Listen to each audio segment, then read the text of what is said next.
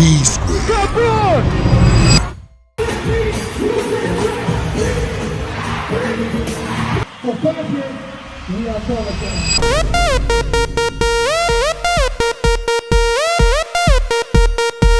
Peace Square, we back again. For almost 2 decades, millions of people watched the Okoye twins, Peter and Paul, perform as though they shared one mind.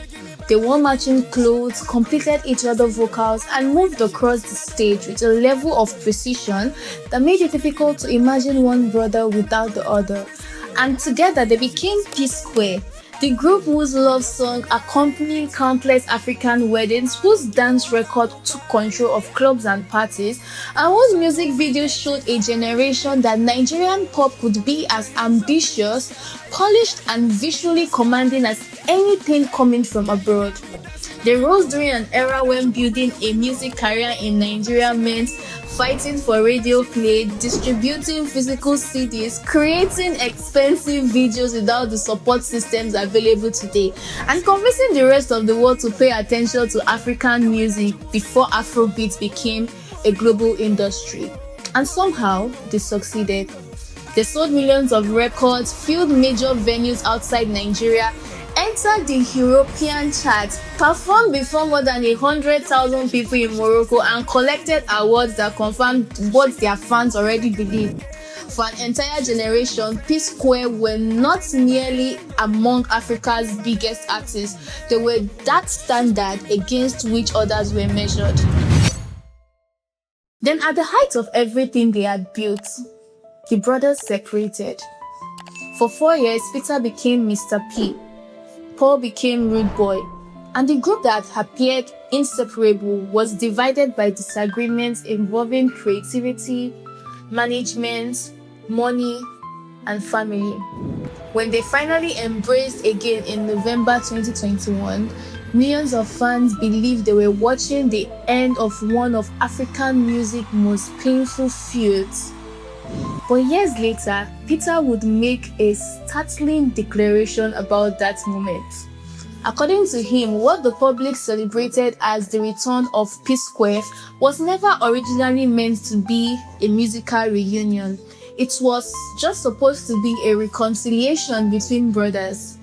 Behind the embrace were unresolved questions, royalty payments, catalog income, management control, company accounts, and Northside music, which Peter alleged received almost $1.2 million between 2017 and 2023.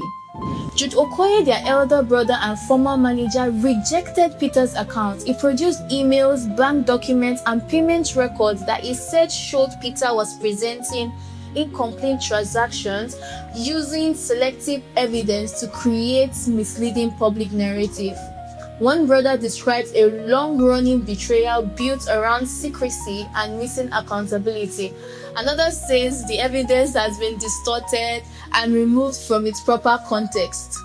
Now, to understand how three brothers who built one of Africa's most important music empires reached this point, we have to return to a time before fame, before money, and before P Square even had a name.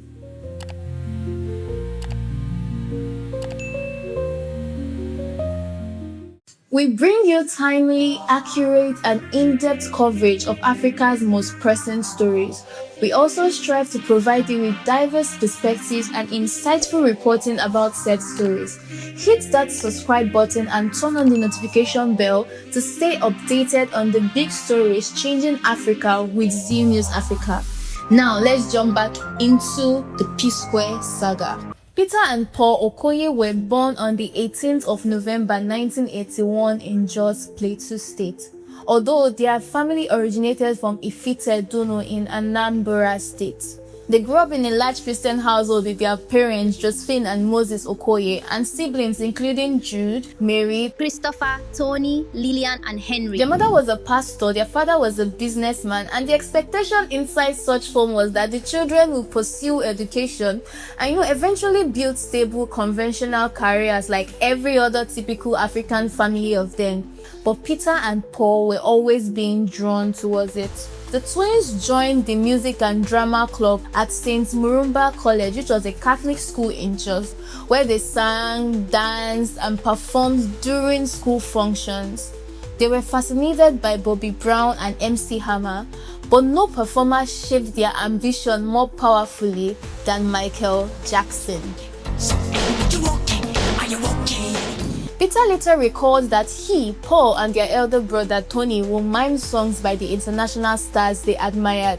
Yet Michael Jackson represented something larger than music to them because his performances combined singing, movements, costume, drama, and spectacle in a way that made every appearance feel like an event. They didn't know that the influence remained visible throughout their career as P-Square. Long before they had the resources to create expensive videos or perform before enormous crowds, the twins were learning that audiences did not only want to hear the music, they wanted to see it come live. Their first musical experiment was an a cappella quartet, but the duo gradually developed into a pop-oriented dance trio. Peter and Paul became known around Jos for their rehearsed choreography and natural performance ability. Although music was not yet the only future they considered, Nigeria's victory at the 1996 Olympic Games in Atlanta had inspired many young people to imagine careers in football, and so the twins joined the Pepsi Football Academy in Jos. An historical report states that they trained during the same time as a young Michael John Obi, who was then part of the junior team. The football dream did not become their future, but it helped reveal something about them that would later define their music career. They were drawn to competition, discipline, and performance. In 1997, they formed a music and dance group called Smooth Criminal, taking the name directly from Michael Jackson's song that had inspired them. And by 1999, Peter and Paul had learned to play keyboards, bass guitar, drums, and guitar.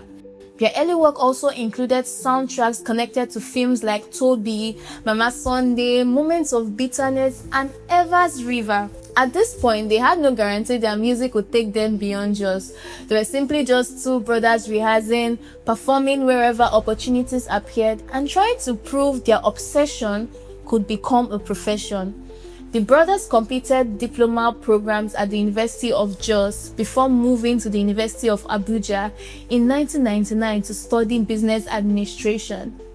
That move would separate them from several members of Smooth Criminal, but it would also force Peter and Paul to discover whether the partnership could survive without the larger group around them. And their partnership did more than survive. It became the foundation of P-Square. As members of Smooth Criminal left for different universities, the group gradually broke apart. Peter and Paul, however, remained together and began searching for a new identity that belonged only to the two of them. They experimented with names like Double P, P&B, the P, until a friend named Richard eventually suggested P-Square. The name captured the image they were already presenting: two P's, Peter and Paul, two performers, and two brothers whose talent amplified and multiplied when they stood together. They also entered a management relationship with experienced concert promoter Bayo Odusami, but the decisive decision came in 2001 through a Nigerian talent competition called Grab the Mic. Peter and Paul were in their first year at the University of Abuja when they heard about the competition in Jos. By then, they were becoming known as performers in Abuja, but popularity within a university environment was very different from breaking into the national music industry. They bought the competition form and returned to Jos. At the Northern Zone stage, they finished first among 38 contestants. That victory sent them to Abuja final, where they defeated another 21 artists. Then came the national final in Lagos, and P-Square won again. That victory brought more than a moment of celebration because Benson and Hedges agreed to sponsor the release of their first album. Finally, After years of imitating their heroes, rehearsing choreography, and performing in school halls, Peter and Paul had finally found a path into the recording industry. But the Nigerian music business of the early 2000s was unforgiving.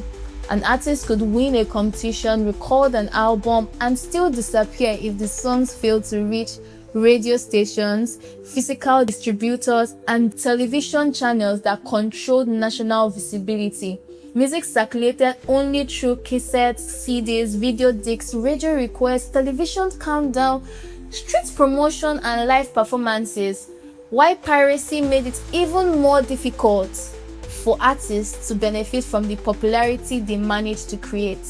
And so in 2003, they signed with Timbuktu Music and released their debut album, Last Night. The album achieved modest commercial success, while Señorita helped introduce the brother to a mainstream audience. From that, they received a nomination for the Most Promising African Group at the Cora Awards and won the Amen Award for Best R&B Group.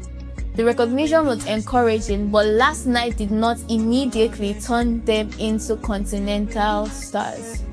What the album gave them was experience, which is valid. Peter became increasingly associated with the visual and performance side of the group, particularly choreography, dance records, and club-oriented songs.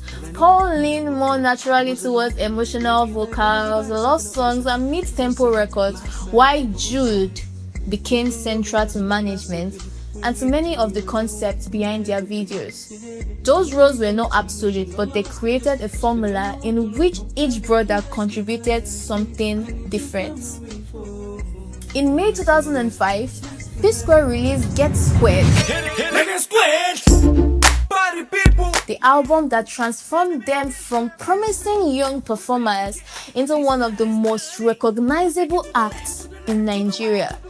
The project came through Square Records, the label they founded, and produced songs including Busybody, Temptation, Omoge Me, Say Your Love, Story, and Oga Police.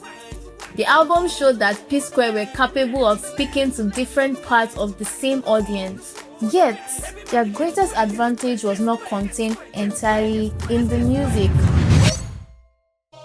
A quick note, the full breakdown is extremely long, so at some point midway, we cut it and linked a video to a second part of the remaining saga where we broke down in detail the disagreements history between the brothers and the P Square brand. So wait till the end to find out, and do check that out. Now, back to the saga. Peter and Paul and Jude understood that the music video could shape the way the audiences remember the song.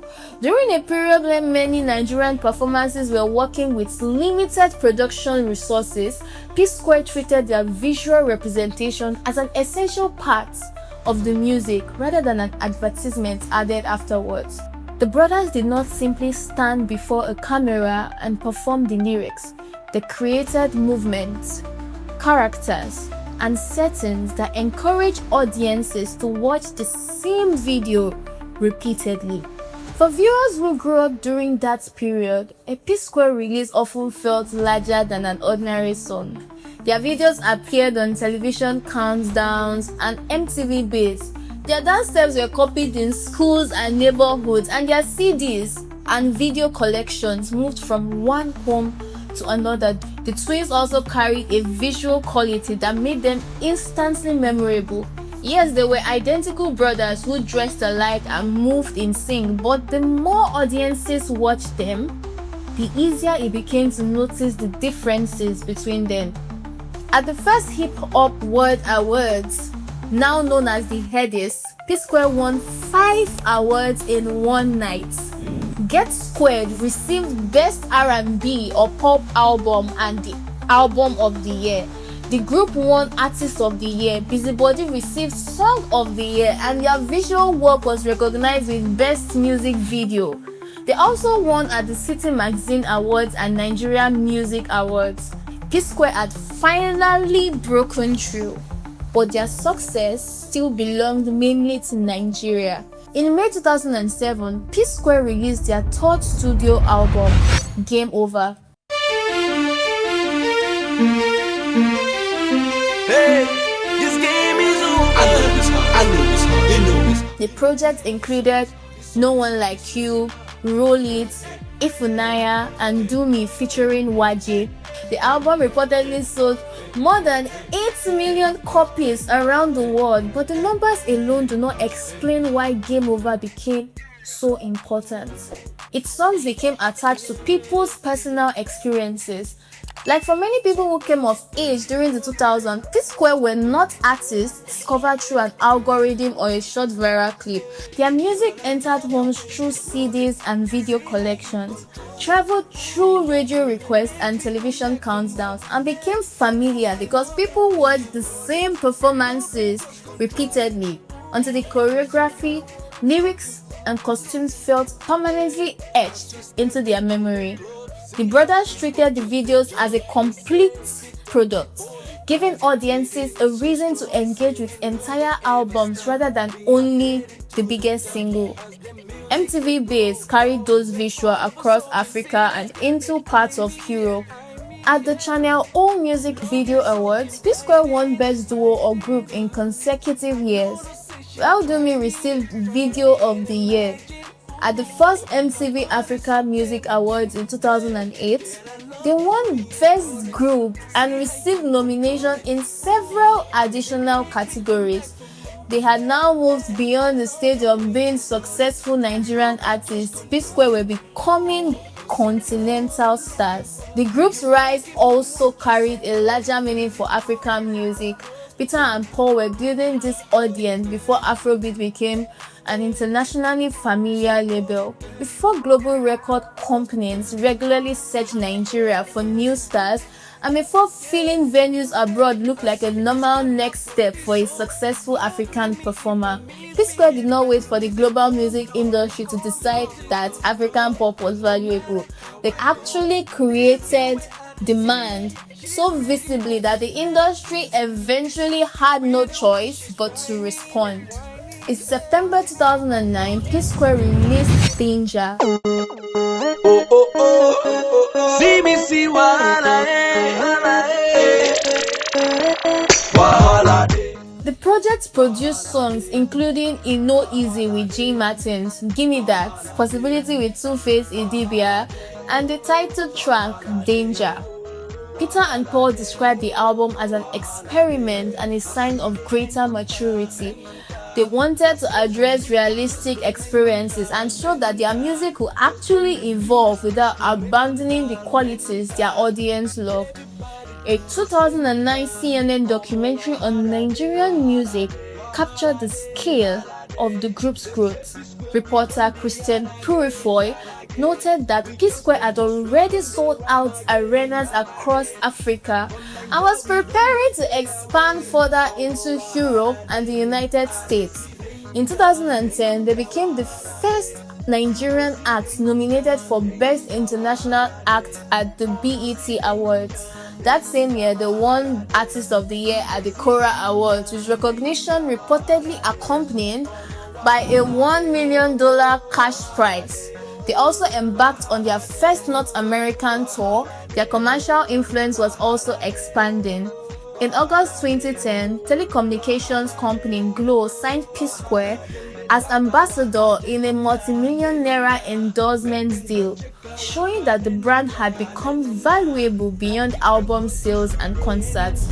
Then came the invasion in July 2011.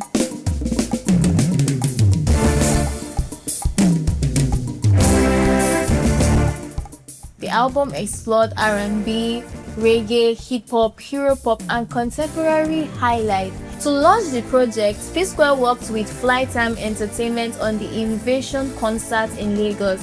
Their international reach became even clearer in August 2011, when P-Square headlined the Afrobeats Festival at London's Hammersmith Apollo.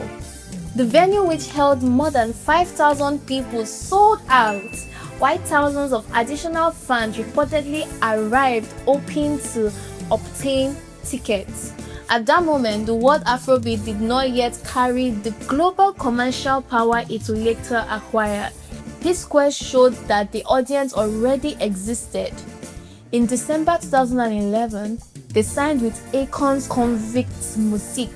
In 2012, they entered a distribution agreement with Universal Music South Africa. Chop My Money received a remix featuring Akon. The remix, yeah. The remix, yeah. So fly.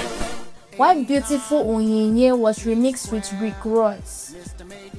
These collaborations were significant, but one of the group's most important European breakthroughs came through a record they had already released.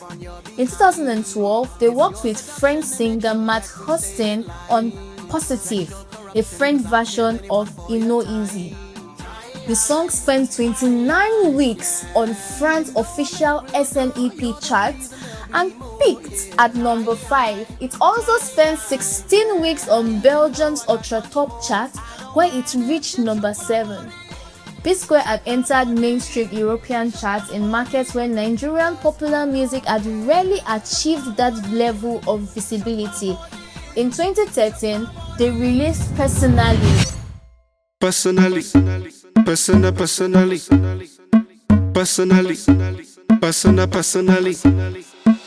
A song and video created as a tribute to Michael Jackson. 3 days after the release, Jermaine Jackson sent them a video message expressing his appreciation and describing the brothers as phenomenal. It's not every day that a phenomenal band comes along. The singing, the dancing, and I was really knocked out because it kind of reminded me of me and the Jackson 5, the brothers, when we first started. I'm pretty sure that for Peter and Paul, it must have felt like recognition from the family that helped inspire their entire career. Personally received a nomination for Best International Performance at the Soul Train Music Awards, making P-Square the first Nigerian act nominated at the event. By the time they released Double Trouble in 2014, their network of collaborators and international market had grown considerably. The album included Ejeajo with American rapper T.I. Awesome. Alright. Yeah, okay. P squared in it. Yeah, T-I-P, nigga. Hey. Bring It On with Dave Scott, Shekini, Personally, Alingo, and Testimony. In 2015, P-Square performed at Morocco's Mawanzin International Music Festival alongside international stars including Jennifer Lopez, Pharrell Williams, Akon, Usher, and Maroon 5. Their performance reportedly attracted more than 100,000 spectators. For two brothers who had begun by performing at school events in Jos, the image was extraordinary. They were standing before a sea of people in North Africa, performing music created for African audiences without having diluted themselves to reach the world. That same year, the MTV Africa Music Awards honored P-Square as Artist of the Decade. The recognition covered the period from 2005 to 2015, a decade in which the twins had moved from national breakthrough to continental dominance and international influence. P-Square had reached a level of success that very few African groups had experienced. But the peak of their career was also the moment when differences inside the group became more difficult to contain.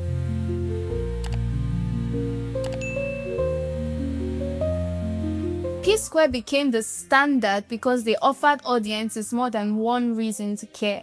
Peter brought choreography, physical performance, club energy, and a visual instinct that made even the familiar pop ideas feel larger on screen. Paul brought melody, vocal emotion, and many of the love songs that became central to the group's identity. Jude helped manage the operation and develop many of the concepts surrounding their visual presentation. Their concerts combine live singing, instrumental performance, and disciplined choreography. Artists including Davido, Wizkid, and Rema will later identify P Square as an influence, yet the same structure that made P Square powerful also contained a future conflict. The question arises, who deserved the greatest recognition for the group's success? When the brothers were winning, the public really needed to ask that question. As trust weakened, it became impossible to avoid. Peter will later claim that he wrote or produced approximately 99% of P Square's songs, an assertion that immediately intensified the disagreement over individual contribution. Rumors that P Square was preparing to separate became louder in 2016. Peter had begun using the name Mr. P, although his personal manager initially denied that the change represented the end of P Square. The group's publicist, Bayo Adetu, also said there had been no official statement confirming a breakup. In September 2016, Peter and Paul released Bank Alert. You again!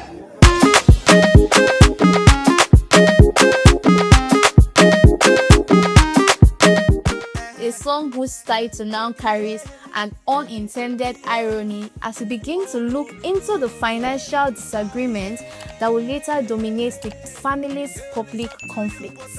At the time, the release reassured fans that the brothers had survived another period of tension. They followed it with Away in February 2017. 7 months later, the group cancelled its planned tour of the United States and Canada as report of a renewed conflict spread. This time, the disagreement was not resolved privately. Peter wrote to the group's lawyer and formally expressed his desire to end his relationship with the P Square brand. According to the historical reports, part of the conflict involved disagreements over how songs were selected for P Square albums. Peter believed Paul's songs received a disproportionately large share of the available spaces, while his own creative contributions were not being recognized fairly. At one stage, Peter reportedly refused to participate in anything connected to P Square for several weeks. He later moved out of his home he shared with Paul, taking his wife and children with him. Now, because the twins had spent years acquiring property and building businesses together, lawyers had to be involved in separating their finances, assets, and joint ventures. Jude, the elder brother who had managed the group and helped shape many of its visual ideas, was at the center of the family conflict. The same creative differences that had produced variety inside P Square were now being presented as evidence that the brothers could no longer work together. The same family structure that allowed them to build an unusually coordinated operation had become the source of conflict, destroying it. Peter continued as Mr. P, while Paul became Rudeboy. Both brothers built viable solo careers. Mr. P released songs like Ebeano, Look Into My Eyes, Just Like That, and One More Night. He also explored acting, appearing in Genevieve's Inanji's Lionheart, and later in the popular Netflix series Shantytown. Rudeboy concentrated primarily on music, releasing songs including Reason With Me, Woman, Together, Ayoyo, Double Double, and Audio Money. In 2021, both brothers released their debut solo albums. Mr. P released The Prodigal, while Rudeboy released Rudy Kill Us. Their solo careers proved that each brother could attract listeners without the P Square name, but they also confirmed what the group had spent years transforming into a strength. Peter and Paul were different artists. For 4 years, fans continued to hope that the family might eventually repair itself. Then in November 2021, a video appeared that seemed to show that the impossible had happened.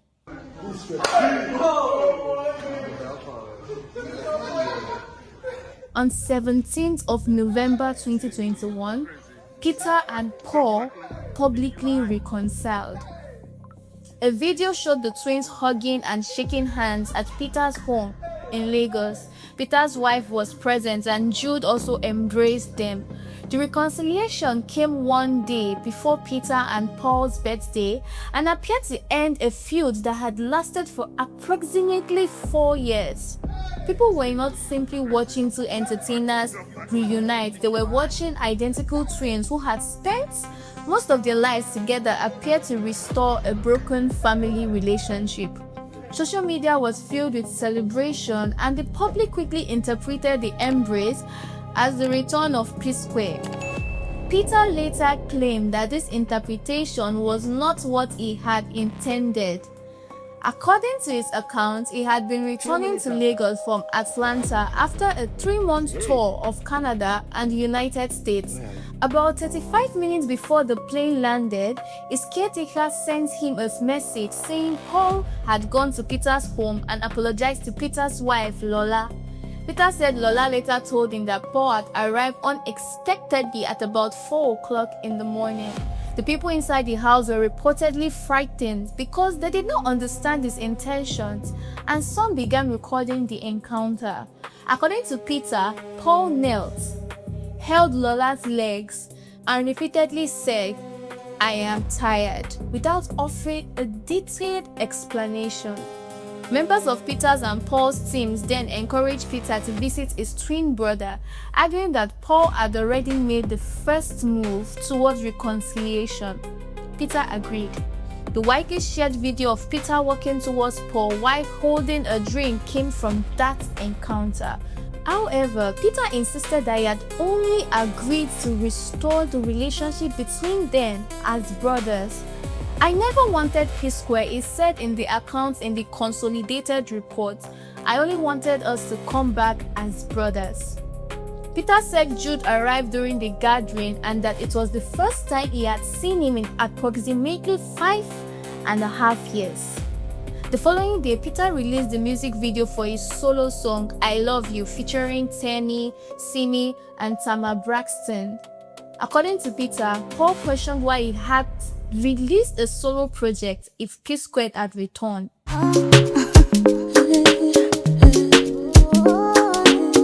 Let it marinate.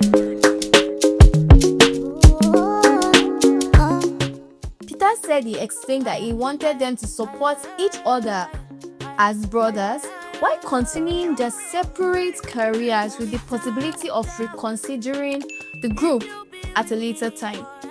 He would later describe the public understanding of the moment with the phrase, "The reunion was fake."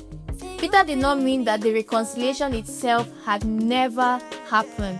His point was that the event had been presented to the public as an official return of P Square before he believed such an agreement existed. Eventually, Peter and Paul did restore the group. P Square. Okay. Yeah. They released Jaye, also known as Hilie Game, and Find Somebody. They announced a 100-city world tour and returned to major international stages, including London's Royal Albert Hall. In 2023, they spoke publicly about preparing another P Square album and received a Kora Legend honor, recognizing their contribution to African music. For a brief period, the story appeared to have found the conclusion millions of fans wanted. The brothers had returned, the songs were being performed again, and the legacy seemed secure. But rebuilding the performance was easier than rebuilding trust. After Peter and Paul reconciled in 2021, they attempted to rebuild P Square as both a musical group and a business. A new company named Square Root Entertainment was established, with Peter and Paul agreeing to share decision-making and revenue equally. However, disagreements over management, company control, and past financial records soon created fresh tension. The controversy became more serious when potential investors expressed interest in buying or licensing the P Square music catalog. Considering the group's enormous success, the international tours, and popular songs, The catalog was expected to be highly valuable, but after prospective buyers examined the available revenue records, the offers reportedly dropped significantly. This raised a major question. Was the P-Square catalog earning far less than expected, or was some of its income being collected through accounts the brothers did not fully understand? The search for answers revealed several companies with confusingly similar names. There was Northside Entertainment, which was understood to be connected to Peter, Paul, and their elder brother and former manager Jude.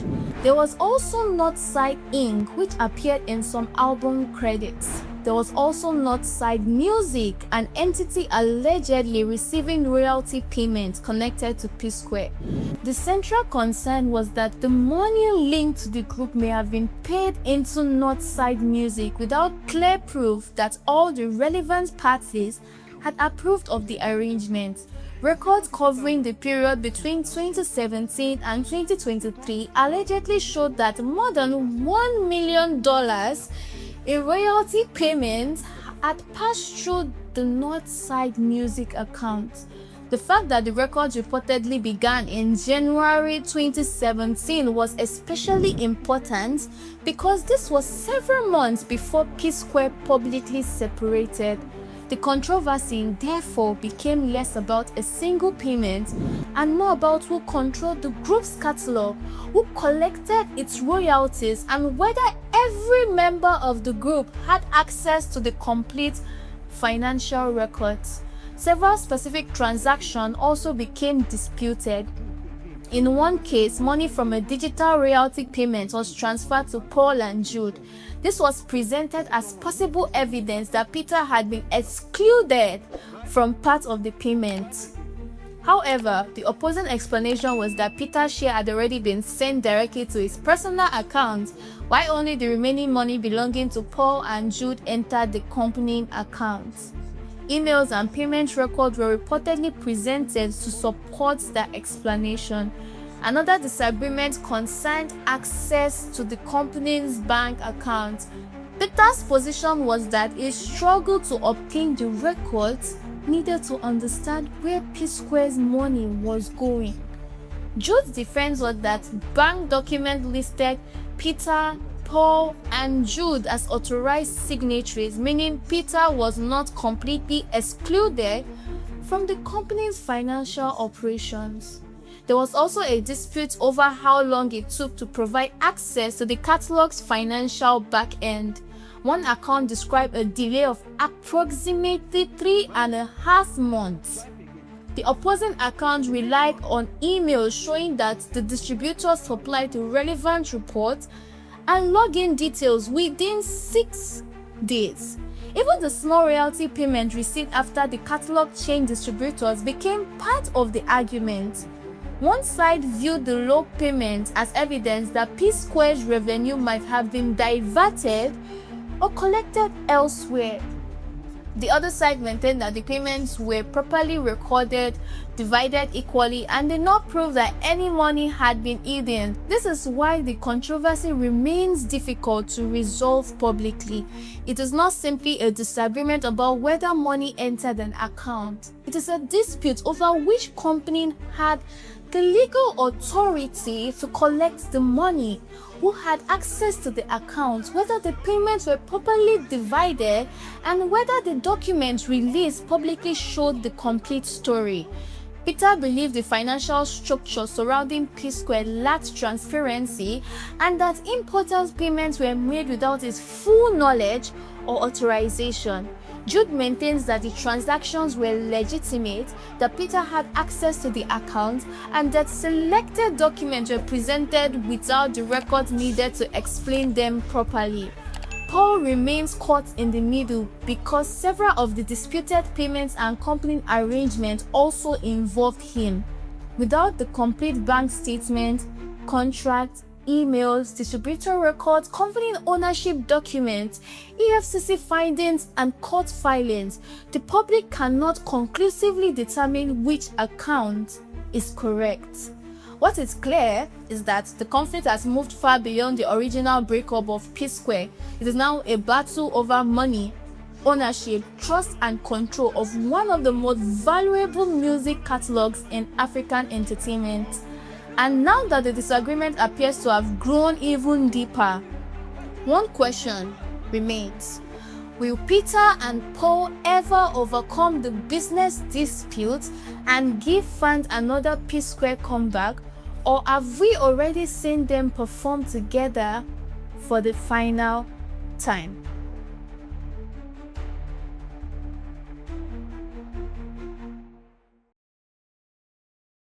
By the time the conflict consumed the family, P Square no longer needed to prove their place in African music. Their songs had already become part of people's weddings, childhood, friendships, heartbreaks, and celebrations.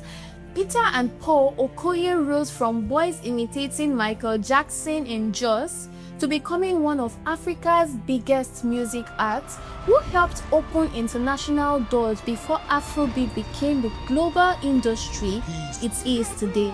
That is what makes the fallout bigger than money, royalties, or ownership. It is the story of two brothers who built something extraordinary together, only to reach a point where they could no longer agree on who created what, who controlled what, or who could still be trusted. Yet the controversy produced an unexpected twist. As Nigerians rallied around Peter Okoye, Mr. P, the attention followed him beyond the dispute. His YouTube channel reportedly climbed from about 500,000 subscribers to 1 million, while his Spotify monthly listeners rose to about 549,500 and has continued growing. Even the Zip Republic cap he wore during his appearances became part of the moment, with the brand reportedly selling out about 3,000 caps. It is a striking reminder of how deeply Nigerians are still invested in the P Square story. After years of separation, accusation, and unresolved wounds, the public is simply not watching Peter and Paul fight. People were returning to the music, choosing sides, revisiting memories, and in Peter's case, turning sympathy and attention into renewed momentum. Perhaps that is the final irony of P Square. The brothers once conquered Africa because they moved as one. Now, even as they move further apart, the world is still watching because of what they once built together. The music, the fame, and the memories still stayed the same. What we aren't sure of is their brotherhood. Will it ever be the same way it used to be?